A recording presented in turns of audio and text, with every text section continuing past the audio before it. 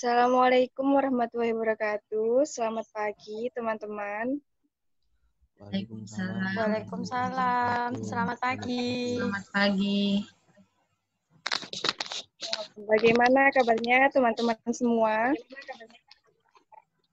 Alhamdulillah baik. Alhamdulillah baik. Oke, saya mengucapkan terima kasih karena sudah bersedia hadir dalam kegiatan konseling kelompok pada hari ini. Sebelum kegiatan ini dimulai, mari kita berdoa menurut agama dan kepercayaan masing-masing. Berdoa mulai. Berdoa selesai. Sebelumnya kita perkenalan dulu ya. Perkenalkan, nama saya Wulan Fitrianti.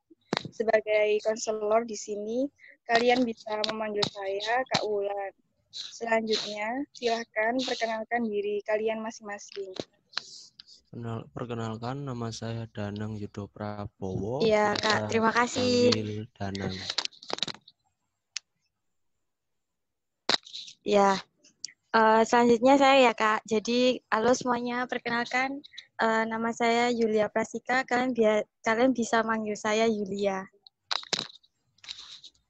Perkenalkan, nama saya Nela Sari. Kalian bisa panggil saya Nela. Proses konseling, khususnya konseling kelompok. Belum, Kak. Belum pernah. Baik, saya jelaskan proses konseling adalah pemberian bantuan atau layanan dari konselor kepada konseli untuk memecahkan masalah konseli. Akan tetapi yang memecahkan masalah atau yang menentukan ialah konseli sendiri. Jadi konselor di sini hanya memfasilitasi. Lalu kalau konseling kelompok sendiri yaitu proses konseling yang dilakukan secara berkelompok seperti kita sekarang ini. Yang nantinya kita akan membahas kira-kira masalah siapa yang harus segera ditangani. Konseling kelompok ini sama seperti konseling individu yang juga memiliki beberapa asas, seperti asas kerahasiaan, asas kesukarelaan, asas keterbukaan. Nah, asas kerahasiaan itu sendiri yaitu kalian harus bisa menjaga kerahasiaan data yang akan kita lakukan pada proses konseling kelompok nanti. Data permasalahan kalian yang tahu hanya kalian, dan kalian harus menjaga kerahasiaan tersebut. Bagaimana? Apakah sudah mengerti? Ya, Kak, sudah mengerti. Ya, mengerti. Baik, sampai sini apakah di antara kalian ada yang ingin keluar dari kelompok ini? Enggak, Kak. Enggak. Baik, mulai saat ini kita sepakati ya, konseling ini mau bersifat terbuka atau tertutup. Kalau terbuka artinya kita masih membuka kesempatan untuk yang lain mau bergabung dengan kelompok ini. Dan kalian bisa keluar dari kelompok ini.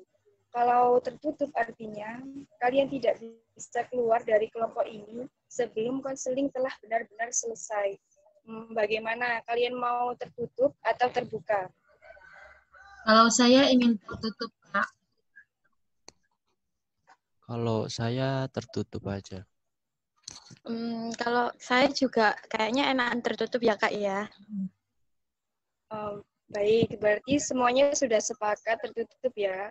Selanjutnya kita akan membahas mengenai penormaan dengan merumuskan kode etik pertemuan, yaitu apa saja yang mau diatur seperti pertemuan konseling dilakukan outdoor atau indoor, lalu jika indoor tempatnya di mana dan outdoor tempatnya di mana, atau mungkin di kala pandemi seperti ini konseling kelompok kita lakukan secara daring saja.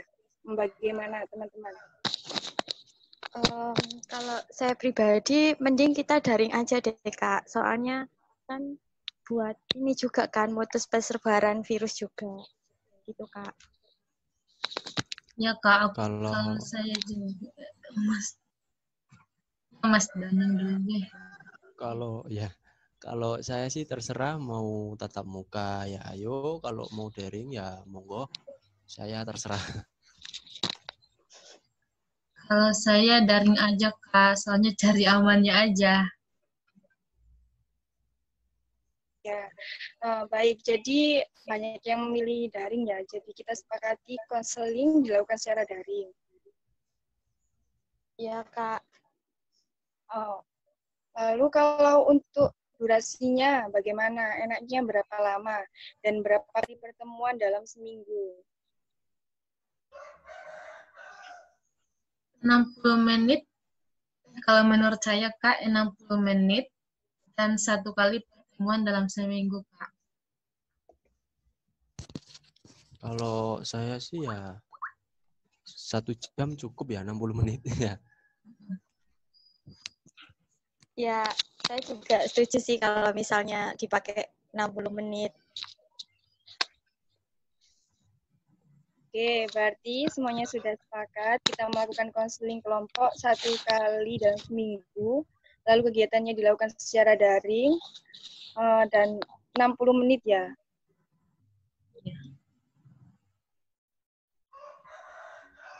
Lalu untuk harinya dan jamnya, jam berapa?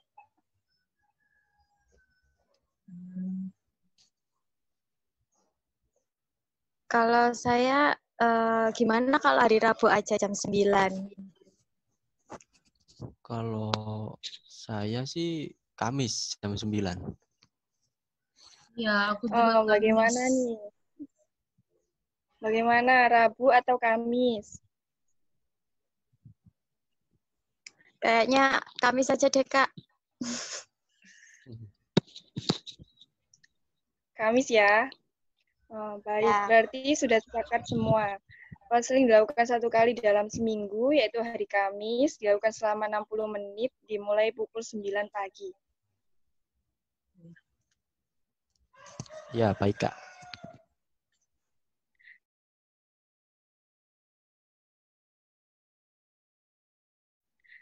Baik, sesuai dengan tema dalam poster yang sudah saya buat sebelumnya, apakah kalian pernah merasakan tidak percaya diri ketika di depan kelas, atau kalian pernah merasa sulit menyampaikan pendapat di muka umum?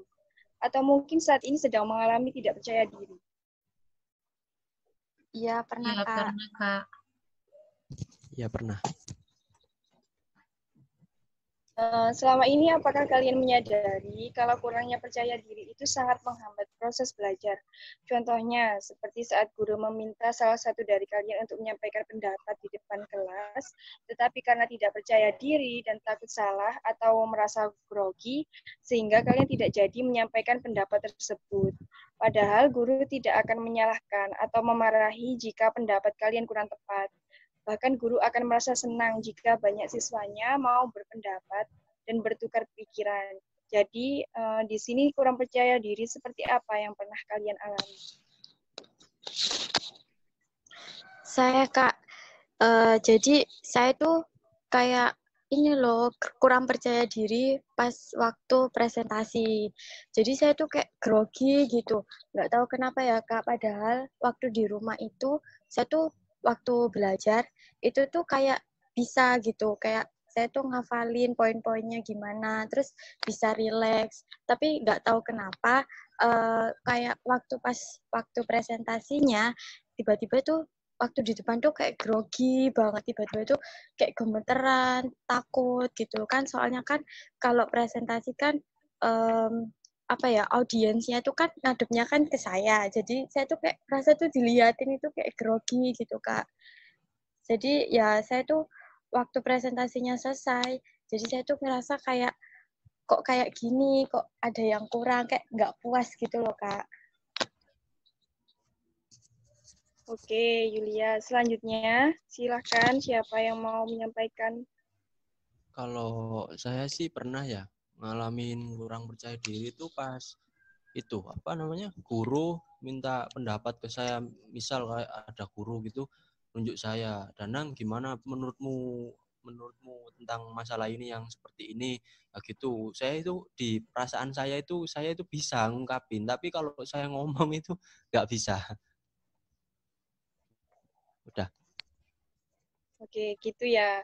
Selanjutnya, siapa yang mau menyampaikan permasalahannya? Kalau saya pernah Kak ditunjuk oleh guru untuk membacakan karangan puisi saya di depan kelas. Tapi Tapi karena teman-teman itu kayak menyoraki gitu, dan akhirnya bahkan juga saya diejek. Jadi saya malu untuk bergerak maju gitu Kak di depan kelas.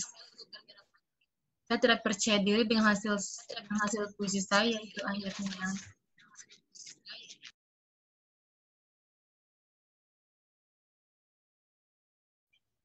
Baik, jadi teman-teman sudah menyampaikan permasalahan yang sedang dihadapi ya. Jadi masalah siapa yang menurut kalian harus segera diselesaikan? Kalau saya sih Mbak Yulia. Ya, Mbak Yulia. Iya, Mbak Yulia. Baik, jadi masalahnya Yulia tadi ketika presentasi itu merasa grogi ya. Yulia, apakah setiap presentasi kamu selalu grogi atau hanya di waktu tertentu? Sebenarnya tuh setiap apa ya Kak ya, setiap ada di tengah-tengah banyak orang itu saya tuh selalu grogi. Tapi yang paling tinggi banget groginya itu ya waktu presentasi itu, soalnya kan dilihatin sama banyak orang gitu. Gitu. Yulia, apakah pernah punya pengalaman tidak menyenangkan saat presentasi atau bagaimana?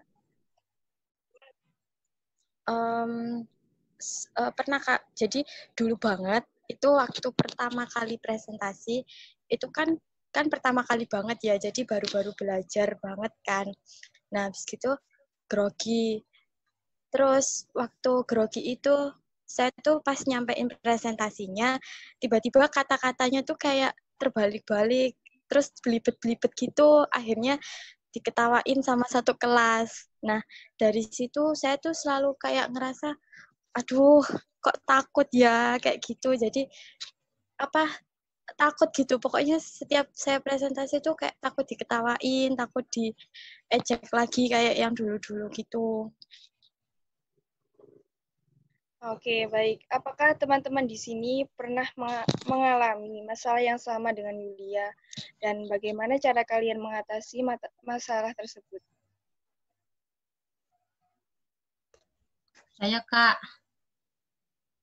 kalau saya masih grogi juga Kak, karena ketika presentasi di depan kelas, tapi biasanya sebelum presentasi dimulai, saya mengusahakan agar mood saya itu bagus, dengan cara mendengarkan musik agar saya lebih tenang dan kurang percaya diri sedikit Kak.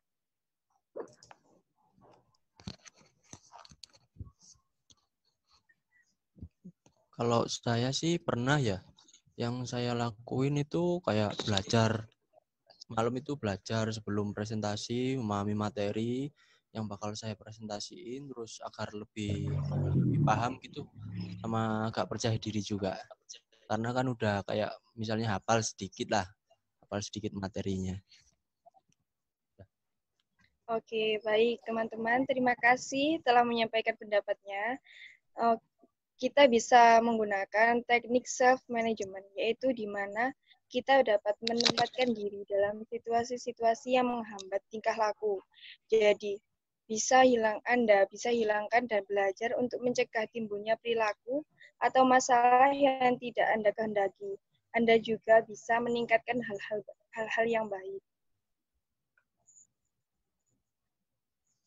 Tetapi di sini Anda harus mengamati tingkah laku Anda sendiri kemudian mencatatnya dengan teliti.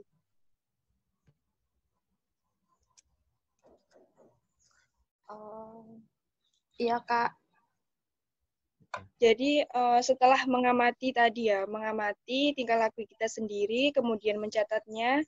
Setelah mencatat apa saja tingkah laku kita, kemudian saya harap kita itu bisa mencatat target yang akan kita capai itu apa. Kalau tadi kan Yulia merasa grogi dan kurang percaya diri ya saat presentasi, berarti yang ditulis targetnya ialah dapat melakukan presentasi dengan percaya diri. Gitu.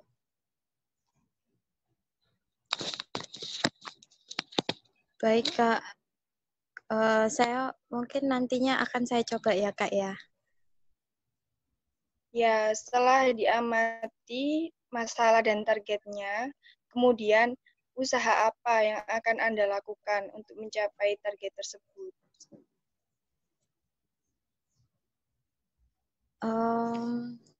Ya Kak, ini ya berarti apa? Saya tuh sebenarnya sudah punya pandangan gitu ya Kak ya tentang masalah yang tadi.